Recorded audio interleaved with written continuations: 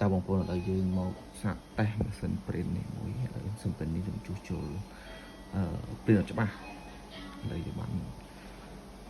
ឆែករួចរាល់ហើយចែកតេស្ត print រូបឡាននេះមួយទៅនេះអញ្ចឹងវា print រូបឲ្យស្អាតអញ្ចឹង print រូបឲ្យស្អាតយើងត្រូវតែមើលដែរព្រោះបើសិនជាយើង print ជា standard ធម្មតាទេវាប្រកបជាចេញឆ្នោតអញ្ចឹងវាអត់ស្អាតទេអញ្ចឹងយើងត្រូវកែសម្រួលរបស់វាត្រូវមើលរូបឡាននេះទីមួយយើងត្រូវមើលរូបឡាននេះថារូបចាស់ជាกระดาษដេកกระดาษឆណាវាជាกระดาษអញ្ចឹងกระดาษឆមកវាដាច់អញ្ចឹងរូបឡានជាกระดาษដេកអូខេបន្ទាប់មកយើងមើលនេះតែយើងយក A4 ឬមួយយើងយកជា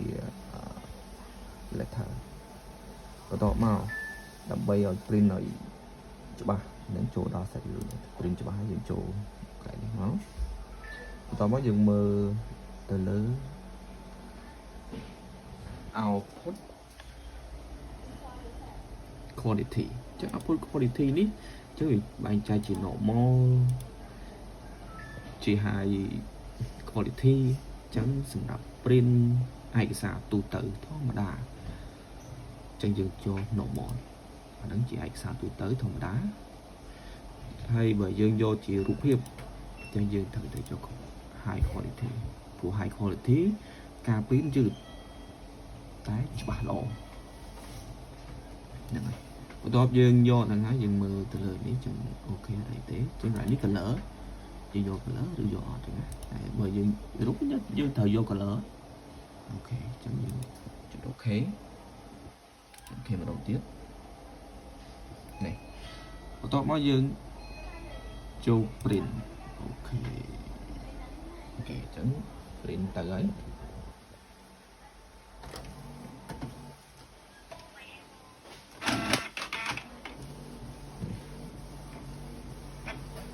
ចឹងការ print រូបវាយឺតជាងឯកសារហើយព្រោះឯកសារ print តែជាអក្សរចឹងលឿនជាង print រូប print រូបវាត្រូវការបាញ់ទឹកថ្នាំឲ្យគ្រប់ឲ្យសពដើម្បីឲ្យរូបភាពរបស់យើងមើលទៅគឺស្អាតពណ៌ក្រហមដឹងពណ៌ក្រហមពណ៌ខៀវនិងពណ៌ខៀវអញ្ចឹងណា